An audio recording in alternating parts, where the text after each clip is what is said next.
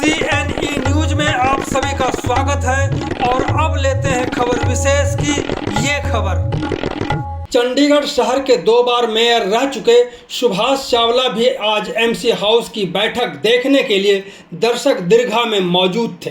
हंगामेदार बैठक को जब 5 मिनट के लिए स्थगित किया गया तो दर्शक दीर्घा से बाहर निकलते ही CNE न्यूज ने उनसे बात की कि आखिरकार MC हाउस में हंगामे को देखते हुए पार्षदों, कमिश्नर या अन्य अधिकारियों के बारे में क्या कहेंगे। तो उन्होंने जो कहा इसे सभी को देखना चाहिए और सीख लेने की भी ज़रूरत है। तो सुनते हैं सुभाष चावला को। हम बात करेंगे पूर्व मेयर सुभाष चावला जी से। आज ये हाउस की बैठक देखने के लिए आए हुए थे, दर्शक दीर्घा में बैठे थे और जिस तरह से हंगामा खड़ा हुआ है नगर निगम हाउस में, इसी को लेकर के बात करेंगे कि क्या मामला आपने देखा। पहले भी आपने हाउस चलाया है, हाउस चलते हुए देखा, लेकिन आज जो चल रहा है कुछ कर्मचारियों को बचाने के लिए, कुछ कमिश्नर पर दबाव बनाने के लिए, कुछ अपनी बातें कहने के लिए, क्योंकि बहुतों के लोग यहाँ पे कर्मचारी लगे हुए हैं जिसको निकालने की कोशिश हो रही है, निकाला जा रहा है, फाइनेंशियल क्रंच भी है। आप क्या समझते हैं सर इसमें? देखिए, मैं तो आज बड़े दिनों के बाद मेरी इच्छा हुई थी कि हाउस की मीटिंग देखी जाए कि काउंसलर क्या क्या अंदर लोगों के मामले उठाते हैं। अभी तो मेरे ख्याल बहुत ज़्यादा डिस्कशन नहीं हुई, सिर्फ एक मुद्दे पे ही आके थोड़ा डेडलॉक सा हो गया। वो है कि जो पिछले दिनों 662 जो ट्यूबवेल ऑपरेटर्स हैं उनको निकालने की बात हो रही है। उसमें क्लैरिटी नहीं अभी आई। जो अभी डिस्कशन में ये नहीं पता लगा कि निकाला जा रहा है, नहीं निकाला जा रहा, कितने निकाले जा रहे हैं। उसमें एक बात माननी चाहिए कि कोई भी काउंसलर हो, जो चुना हुआ आदमी है, उनको लोगों के साथ खड़े होना पड़ता है। ये पहली बार नहीं हुआ और मैं भी हूँ, आप भी हो, कोई नहीं चाहेगा कि वो आदमी नौकरी से निकाल दिए जाएं। हाँ, एक बात जो नहीं डिस्कस हो रही कि इनको निकालने की नौबत क्यों आई, वो था कि कुछ शिकायतें बहुत दिन से आ रही थी कि कुछ एम्प्लॉइज़ जो हैं वो काम पे नहीं आ रहे लेकिन सैलरी वो ले रहे हैं। बिल्कुल। और वो कुछ लोगों के घर में लगे थे, कोई कह रहा था अधिकारियों के घर लगे थे, कोई कहते कि अफसरों के घर लगे थे।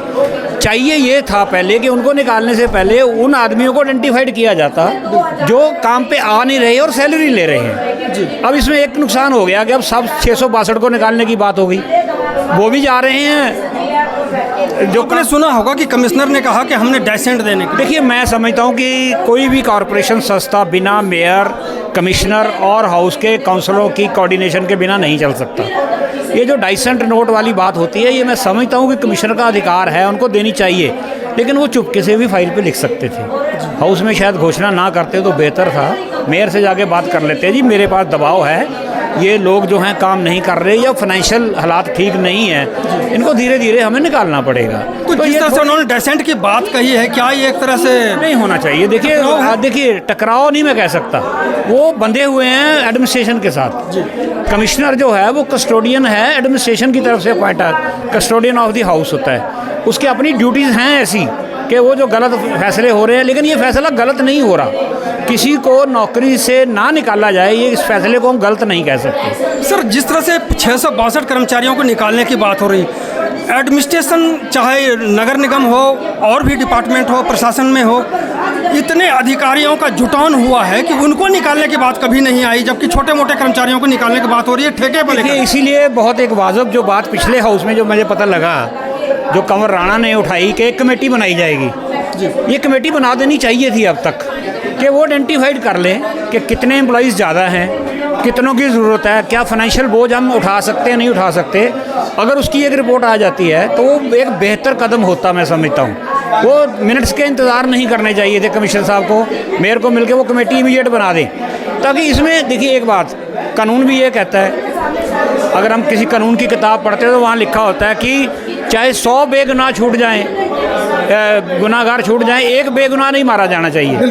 तो ये भी होता है कि चाहे कितने भी एम्प्लॉइज़ निकाल दिए, एक आदमी जो जेन्युइन काम कर रहा है, जिसको परिवार को ज़रूरत है, जैसे एक पीछे सुना कि एक ट्यूबवेल ऑपरेटर को सैलरी ना मिलने की वजह से उसको हार्ट अटैक हो गया, ठीक है ना। अगर ऐसे किसी और के साथ भी हो गया तो जान वापस नहीं आएगी। इसलिए कुछ फैसले जो हैं वो कानून से हट के मानवता के आधार पर भी लेने चाहिए। तो ये ज़रूरत है इस बात की। देखिए, हम देश के जो चुने नुमाइंदे हैं या कोई संस्था हो, हम लोगों के वेलफेयर के लिए आते हैं। टैक्स लगाना भी हमारी ड्यूटी है और टैक्स के लगा के उस पैसे का प्रॉपर यूटिलाइजेशन हो, लोगों के परिवारों की रोज़ी रोटी चलती रहे, लोगों के रोज़गार मिलते रहें, ये दोनों चीज़ें बैलेंस करके ही चलना पड़ती हैं। तो ये थे सुभाष चावला जी, जिन्होंने अपने अनुभव का उपयोग करते हुए जो इन्होंने देखा था अब तक हाउस चलाने में, चलते रहने में, क्योंकि पूर्व मेयर रहे हैं, तो इन्होंने अपने अनुभव को यहाँ पे साझा किया। बहुत बहुत धन्यवाद सर। शुक्रिया जी।